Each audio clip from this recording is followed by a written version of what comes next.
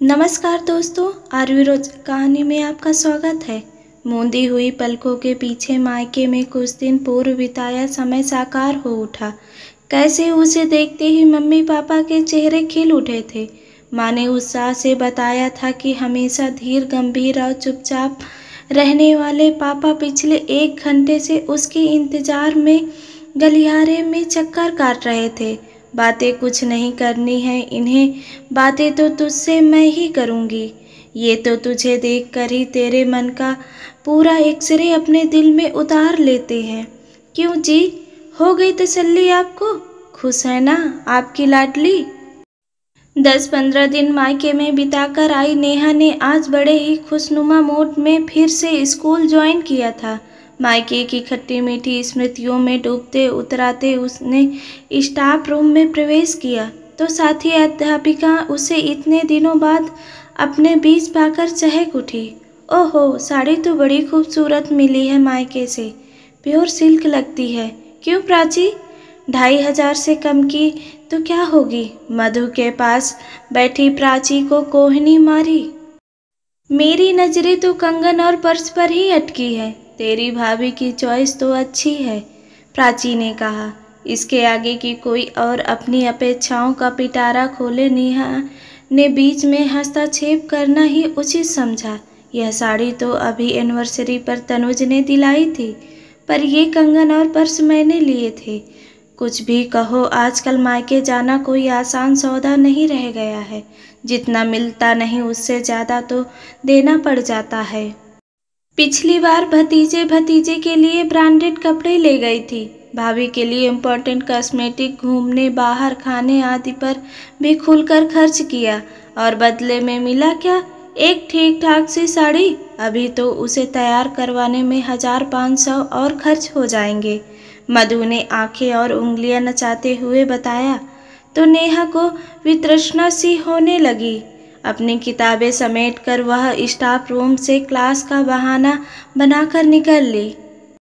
इतने दिनों बाद क्लास लेकर उसे बहुत अच्छा लगा। अगला पीरियड खाली था, पर उसका स्टाफ रूम में लौटने का मन नहीं हुआ। साथ ही अध्यापिकाओं की ओछी मानसिकता देखकर उसका मन बुझ सा गया था। उसके कदम स्वतः ही लाइब्रेरी की ओर उठ गए। वहाँ के शांत वातावरण में उसके उद्विग्न मन को कुछ राहत मिली। टेबल पर पर्स और हाथ की किताबें रखकर उसने अपना सिर कुर्सी से टिका दिया। मूंदी हुई पलकों के पीछे मायके के कुछ दिन पूर्व बिताया समय साकार हो उठा। कैसे उसे देखते ही मम्मी पापा के चेहरे खिल उठे थे। माँ ने उत्साह से बताया था कि हमेशा धीर, गंभीर और चुपचाप रहने वाले पापा पिछले 1 घंटे से उसके इंतजार में गलियारे में चक्कर काट रहे थे। बातें कुछ नहीं करनी है इन्हें, बातें तो तुझसे मैं ही करूँगी। ये तो तुझे देखकर ही तेरे मन का पूरा एक्सरे अपने दिल में उतार लेते हैं। क्यों जी, हो गई तसल्ली आपको? खुश है ना आपकी लाडली? तब तक भैया, भाभी, भतीजा भतीजी को उसके आने की भनक लग चुकी थी। सबने उसे चारों ओर से घेर उसकी, तनुज की, यसी की कुशल छेप पूछना आरंभ किया तो वह निहाल हो उठी थी। कुछ रिश्तों की खुशबू खुद में ही चंदन जैसी होती है। जरा सा अपनापन घिरने पर ही रिश्ते दिल से महक जाते हैं। एक एक को उनके साथ न आ पाने की न केवल सफाई देनी पड़ती थी, वरन यह वादा भी करना पड़ता था कि ऐसी की परीक्षाएं समाप्त होते ही वे तीनों आएंगे और ज़्यादा दिनों के लिए आएंगे। वैसे हर बार क्या मैं ही आती रहूँगी? दूरी तो उतनी ही है। कभी तुम लोग भी प्रोग्राम बना लिया करो, हमें भी इतनी ही खुशी होगी। नेहा ने झूठ-मूठ नाराजगी दर्शाई थी। वैसे इतना प्यार और अपनापन पाकर वह मन ही मन खुश थी। सही है बुआ, इस बार राखी पर मैं सबको लेकर आऊँगा, दादा दादी को भी, भतीजे ने जोश में वादा किया था। सबके साथ मम्मी पापा के भी अपने घर आने की कल्पना मात्र से ही नेहा को गुदगुदी सी हो आई थी। मैं चाय लेकर आती हूँ। भाभी उठकर जाने को हुई तो नेहा ने हाथ पकड़कर उन्हें बैठाना चाहा। मैंने ट्रेन में पी ली थी, जरा भी इच्छा नहीं है, आप बैठो। अरे ऐसे कैसे? मम्मी पापा जी तो कब से इंतज़ार कर रहे हैं कि नेहा आएगी तो उसके साथ ही चाय पियेंगे। ओह, मुझे पता नहीं था। ठीक है, मैं सबके साथ आधा कप ले लूँगी। नेहा अभिभूत थी। चाय के साथ भैया ने करारी कचौड़ियों का पैकेट खोला तो सबकी लार टपक पड़ी। ऑफिस से आते हुए मंगू हलवाई से लेकर आया हूँ खास तेरे लिए। उसे करारी निकालने को कहा तो पूछने लगा, नेहा बिटिया आई हुई है क्या? मेरे हाँ कहने पर कहने लगा, सवेरे उसकी पसंद की करारी जलेबियाँ निकाल कर रखूँगा, नाश्ते के लिए ले जाना। अच्छा जी, जलेबियाँ तो मुझे भी पसंद है, कभी मेरे लिए तो जल्दी उठकर नहीं लाए। चाय लेकर आती भाभी ने इठलाते हुए कहा और साथ ही में नेहा को चुपके से इशारा भी कर दिया। तुम्हारी शुगर बढ़ी हुई है, थोड़ा कंट्रोल करो। भैया ने भी नहले पर दहला जड़ दिया तो पापा बहू के पक्ष में बोल उठे थे, इस नालायक को कहती ही क्यों है बेटी? तेरा जब भी खाने का मन हो मुझसे कहना, मैं मॉर्निंग वॉक से लौटता हुआ ले आऊँगा। बुआ, आप मटरी तो ले ही नहीं रही हो, मैं बेली हूँ, नन्ही सी भतीजी ने ठुनकाते हुए आग्रह किया। तो नेहा ने एक हाथ 2 मटरी उठा ली थी। अरे हमें तो पता ही नहीं था कि बिन्नी इतनी बड़ी हो गई कि मम्मी को काम में हाथ बटाने लगी। नेहा ने भतीजी को गोद में बिठा लिया था। मम्मी को नहीं, दादी को। मठरिया मम्मी जी ने बनाई है, खास आपके लिए अपने हाथों से। वो तो ठीक है माँ, पर नेहा के हाथ में मटरी का पूरा डिब्बा मत दे देना, वरना याद है ना डिब्बा और अचार का मर्तबान सब साफ। भैया ने याद दिलाया तो नेहा झेप गई। मम्मी हंस हंस कर सबको बताने लगे कि कैसे बचपन में नेहा उनके सो जाने पर आस पड़ोस की सब सहेलियों को बुला लाती थी। वे सब मिलकर सारी मठरियाँ और अचार चट कर जाती थी।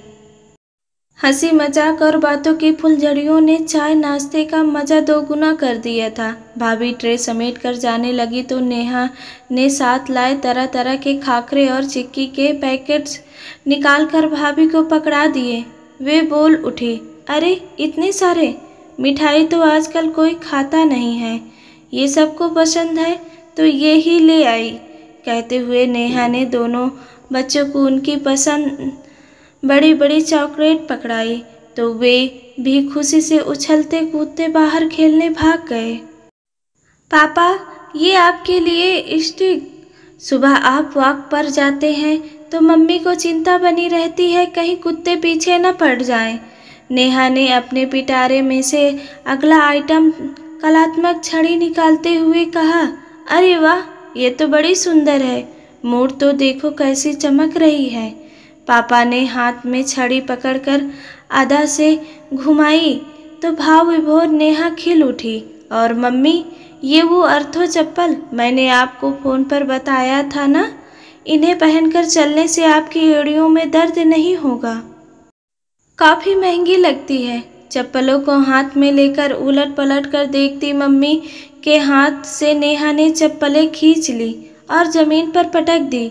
ये पाँव में पहनने के लिए हैं, पहनकर चलकर दिखाओ, आरामदायक है या नहीं। टन टन टन अगले पीरियड की घंटी बजी तो नेहा की चेतना लौटी। फटाफट अपना पर्स और पुस्तकें संभालती वह अपनी कक्षा की ओर बढ़ चली।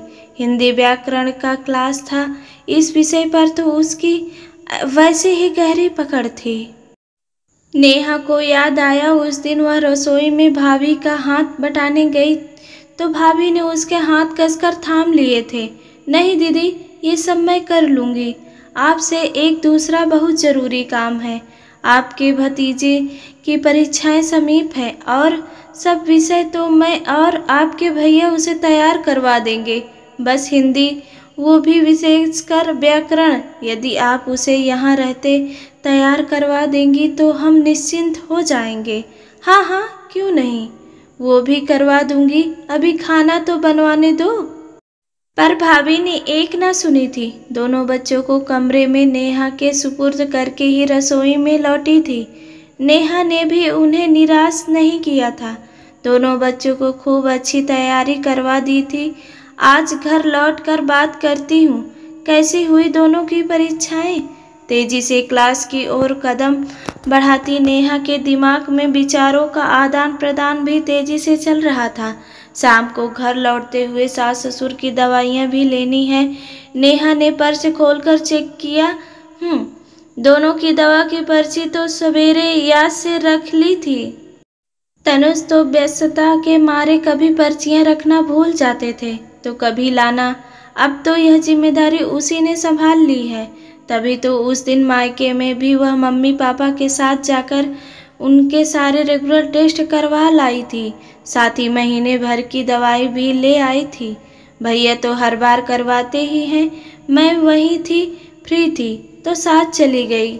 इतनी छोटी सी मदद को भी घर वालों ने सिर आंखों पर लेकर उसे आसमां पर बैठा दिया था। याद करते हुए नेहा की आंखें नम हो उठी, जिन्हें चुपके से पोंछते हुए वह कक्षा में दाखिल हो गई थी। शाम को नेहा सास ससुर की दवाइयाँ लेकर घर पहुंची तो पाया दोनों किसी गहन चर्चा में मशगूल थे।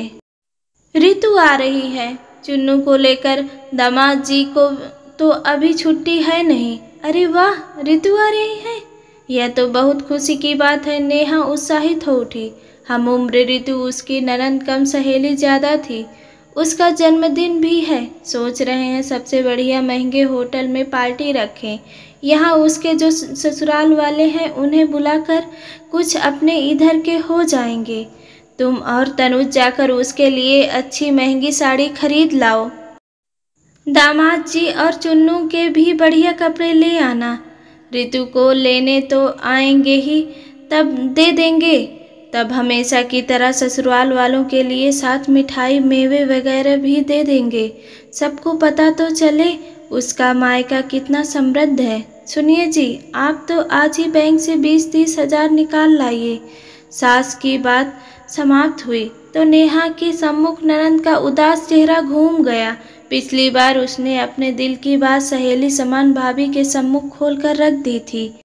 भाभी, माना मम्मी पापा आप सब समर्थ हैं, बहुत बड़ा दिल है आप सबका, पर मुझे हर बार आकर आप लोगों का इतना खर्चा करवाना अच्छा नहीं लगता। एक संकोच सा घेरे रहता है हर समय।